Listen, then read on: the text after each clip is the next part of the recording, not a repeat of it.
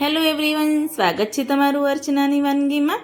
તો આજે હું અહીંયા સવારે ગરમા ગરમ નાસ્તામાં ખાવાની મજા પડે તેવો અને એક પરફેક્ટ માપ સાથે અને કંઈક અલગ જ ટેસ્ટ સાથે ચીઝી કોર્ન ઉપમા બનાવીશ।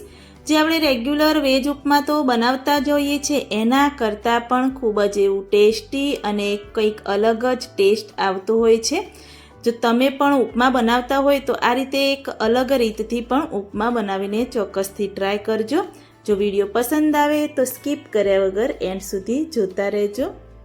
ઉપમા બનાવવા માટે કઢાઈ ગેસ પર રાખી મીડિયમ ગેસની ફ્લેમ રાખી અને એક બાઉલ ભરી મેં માપ પ્રમાણે સૂજી લઈ લીધો છે। અને સૂજી જે થોડો દાણાદાર મોટો આવે છે એ આપણે લઈ લેવાનો, એનાથી જે ઉપમા છે એકદમ સરસ છૂટો એવો બનશે।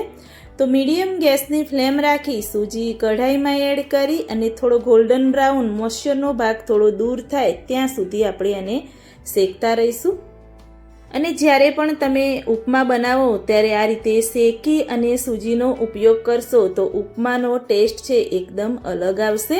અને હું અહીંયા 3 વ્યક્તિ માટેનો ઉપમા બનાવું છું, એ રીતેનું આ મેં પરફેક્ટ માપ લીધું છે। તમારે જે રીતે બનાવવું હોય એ રીતે તમે માપ લઈ શકો છો। તો સરસ એવું સૂજી શેકાઈ ગયું છે અને ગેસની ફ્લેમ બંધ કરી કઢાઈને નીચે ઉતારી દઈશું। હવે ફરીથી ગેસ પર કઢાઈ રાખી મીડિયમ ગેસની ફ્લેમ રાખી અને 2 ટેબલસ્પૂનથી થોડું વધારે મેં તેલ લઈ લીધું છે। તેલ ગરમ થાય એટલે આપણે રાઈનો વઘાર કરીશું।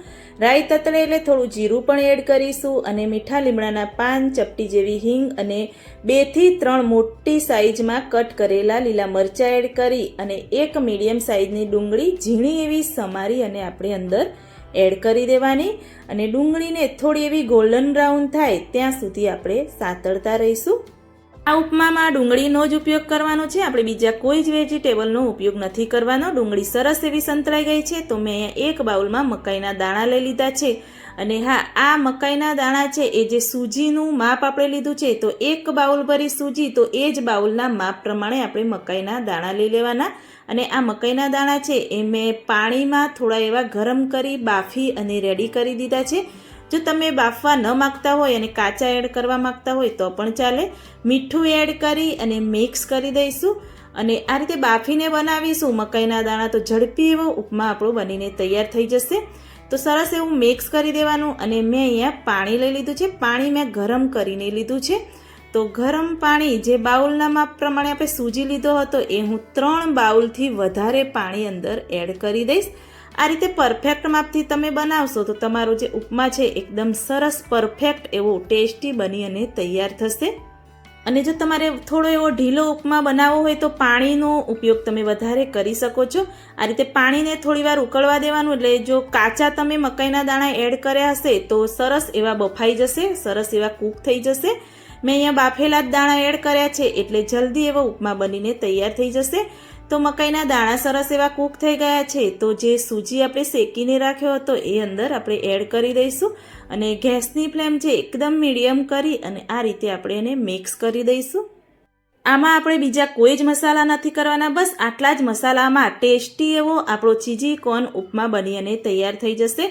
તો આ રીતે જેમ જેમ કૂક થશે એમ આ બધું સરસ એવું થીક જાડું બનતું જશે। તો ગેસની ફ્લેમ મીડિયમ રાખી અને એને કૂક કરતા રહેવાનું। તમે જોઈ શકો છો કે પરફેક્ટ એવો ઉપમા આપણો બનીને તૈયાર થયો છે। આ થોડો આપણે પ્લેટમાં લઈએ અને ઠંડો થાય એટલે વધારે પડતો જાડો બની જાય છે, એટલે આ જે છે એ પરફેક્ટ આપણો ઉપમા બન્યો છે। તો એમાં થોડી એવી કોથમીર એડ કરી અને હવે ચીઝી કોર્ન ઉપમા આપણે કહ્યો છે તો ઉપરથી થોડું એવું ચીઝ આપણે એડ કરી દઈશું। ગેસની ફ્લેમ આપણે મીડિયમ ચાલુ જ રાખવાની છે। તો આ રીતે ઉપરથી તમારે જેટલું ચીઝ છીણવું હોય એટલું તમે અંદર છીણી શકો છો। તો હું અહીંયા ચીઝ છીણી અને થોડું એવો જે ગરમ હશે ઉપમા એટલે ચીઝ છે એકદમ સરસ એવું મેલ્ટ થઈ જશે।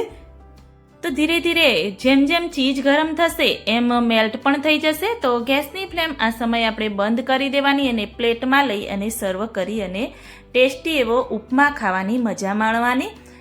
મારા માનવમાઈને તો જે આપણે રેગ્યુલર વેજ ઉપમા બનાવતા હોઈએ છીએ જરાય પણ ભાવતો નથી, પરંતુ હું ચીઝની કોઈ પણ રેસીપી કે વાનગી બનાવીને આપું છું તો એમને ખૂબ જ એવી ભાવે છે. તો આ રીતે ચીઝ કોર્ન ઉપમા બનાવીને આપ્યો તો મારા તો ભાગમાં પણ ના આવ્યો. તો જો તમને પણ આ રેસીપી પસંદ આવી હોય તો મારી ચેનલને લાઇક, શેર, કમેન્ટ કરજો. મળીએ કોઈક નવા વિડીયો.